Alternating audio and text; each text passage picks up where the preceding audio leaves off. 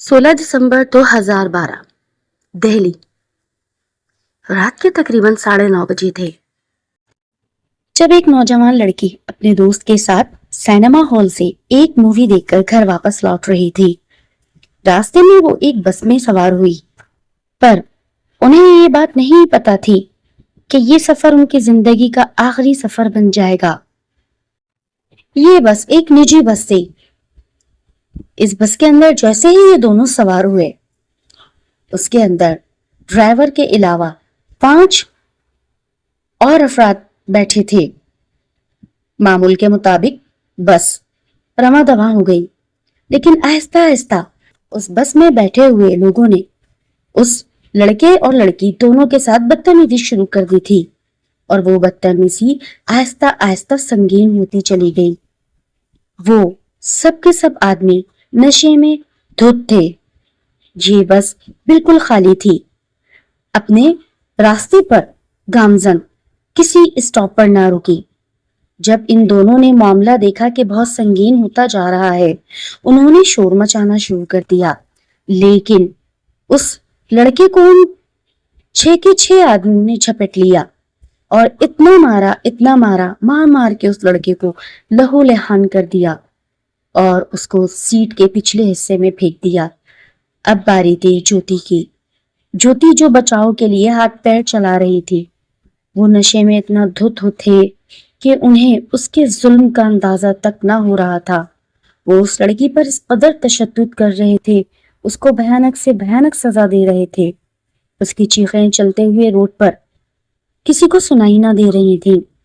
इसकी चीखें दम तोड़ती जा रही थी।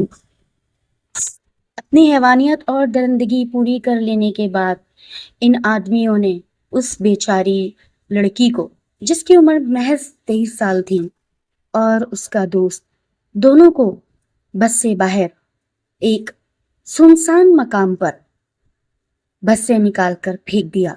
सर ठिठुरती रात, उस लड़की का जख्मों से चूर जिस्म और खून में लथपथ वो करहा रही थी, और उस लड़के का भी बहुत बुरा हाल था। खून बह बह कर कच्ची जमीन पर जज्ब होता जा रहा था। कई गाड़ियां उस रोड से गुजरी, लेकिन अंधेरे में पड़े होने के बाइस किसी की नजर उन दोनों पर ना जाती। दोनों बेयारो मददगार उस ठिठुरती रात में जिंदगी और मौत की कशमकश में किसी इमदाद की आस देख रहे थे कि अचानक वहां से एक बाइक सवार गुजरा। जैसे ही उसने वहां पर वो 2 लड़का और लड़की खून में लथपथ पड़े हुए देखे, फौरन उसने पुलिस को कॉल लगाई और मदद बुलाई। जैसे ही वहां पुलिस पहुंचती है, उन दोनों ने इतना बुरा हशर उन दोनों का देखा। उन पुलिस वालों ने जब उन दोनों का हशर इतना भयानक और बुरा देखा, शायद कि उनकी रूहें भी कांप गई थीं। एम्बुलेंस बुलाई गई और उनको अस्पताल की तरफ ले जाया गया। उस लड़की का बहुत बुरा हाल था, उसका खून रुकने का नाम नहीं ले रहा था। अस्पताल पहुंचते ही उसे फौरन एडमिट कर लिया गया। जख्मों से चूर, उसका जिस्म जगह जगह से काटा गया था, और यही नहीं, उसके जिस्म के इंतहाई नाजुक हिस्सों में सलाखें तक घुसेड़ दी गई थीं। ये एक भयानक और संगीन जुर्म था जो इस बेचारी लड़की के साथ हुआ। डॉक्टरों ने उसकी जहां जहां सर्जरीज करनी थी सर्जरी की, और रातों रात ये खबर पूरे दिल्ली में वायरल हो चुकी थी।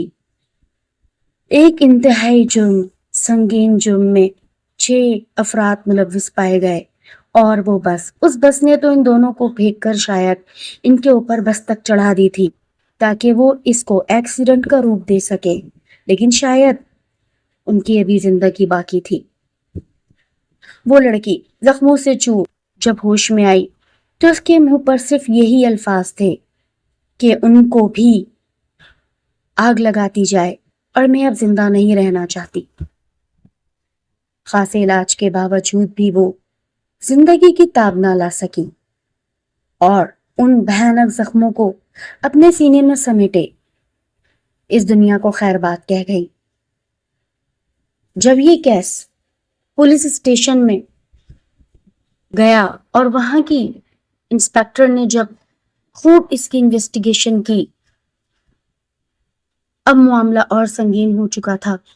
وہ بس دہلی کی سڑکوں پر ایسی بسیں بہت گھومتی ہیں، لیکن اس وقت کام آیا اس لڑکی کا وہ دوست جس نے بہت زیادہ کردار ادا کیا اس لڑکی کو انصاف دلانے میں. اور یہی نہیں، وہ بس بھی پکڑی گئی.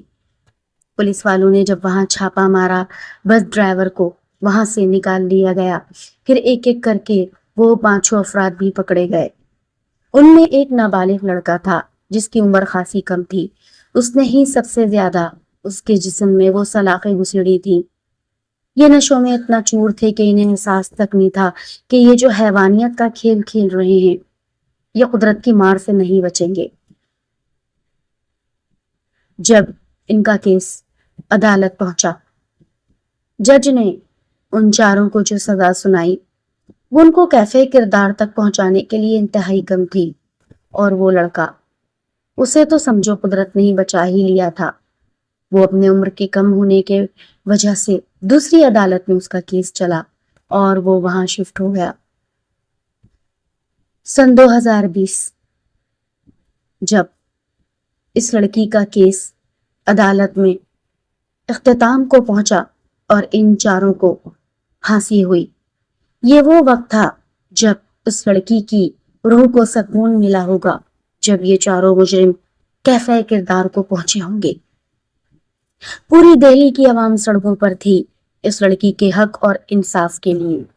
اس لڑکی کا نام جوتی تھا اور جب یہ معاملہ بہت زیادہ گھر گھر چرچا ہوا، اس کیس کو نربھیا کا کیس بنا دیا گیا. آج بھی جب وہ لڑکی کی واردات کسی نہ کسی کو یاد آتی ہوگی، اس کے رونگٹے کھڑے ہو جاتے ہوں گے. ہم نہیں جانتے کہ ہمارا کون سا سفر ہمیں کس طرف لے جا رہا ہے، لیکن ہم یہی دعا کرتے ہیں کہ اللہ تعالیٰ ہمیں اپنی عافیت میں رکھے. جوتی کا کیا قصور تھا؟ اگر اس نے اپنے آپ کو بچانے کے لیے مزاحمت کی تو اس کا اتنا بھیانک انجام کیا گیا.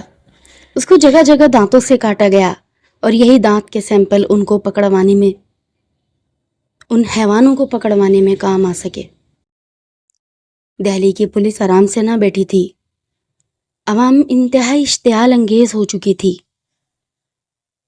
کورٹ نے ان کو جب چند سال کیس کی سزا سنائی تھی تب مزید متحرک ہو گئے تھے لوگ، اور پھر یہ ایک طویل کیس بنا.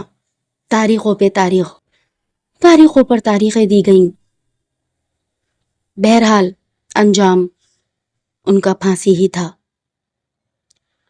ایسے کئی کیس جو خاموشی سے ہوتے ہیں اور دبا دیے جاتے ہیں، اور ایسے کئی کیس جو سر عام آتے ہیں اور پھر ان کا بہت بھیانک انجام ہوتا ہے. کیا نشے میں انسان اتنی حیوانیت پر اتر آتا ہے؟ لاشعوری طور پر یہ ایک بہت گھناؤنا کام ہے جس کو انسان کرنے سے پہلے 1000 دفعہ سوچتا ہے. وہ یقیناً حیوان ہی تھے جنہوں نے ایک معصوم نربھیا کا اتنا بھیانک انجام کیا. آج وہ بھی جہنم درگور ہیں اور اللہ کے اس بھیانک عذاب کے مستحق ہیں جو ان کو پھانسی کی صورت ملا. یہ کیسی سٹوری تھی جب میری نظروں سے گزری مجھے انتہائی افسوس ہوا کہ ایک کرائم سٹوری اور اتنا خوفناک کرائم کہ انسان جب اسے سنے تو اس کی روح لرز جائے. لسنرز، اگر آپ کو یہ سٹوری پسند آتی ہے، انفیکٹ یہ تو ایک ریئل جرم تھا جو کہ انتہائی چھوٹے انداز میں نے اپنے لسنرز اور سامعین کو سنایا ہے. یہ ایک بہت بھیانک درد اور ایک بہت بھیانک تکلیف ہے جو اس سے اس کے ماں باپ بھی گزرے اور نربھیا بھی گزری اور اس کا دوست بھی گزرا.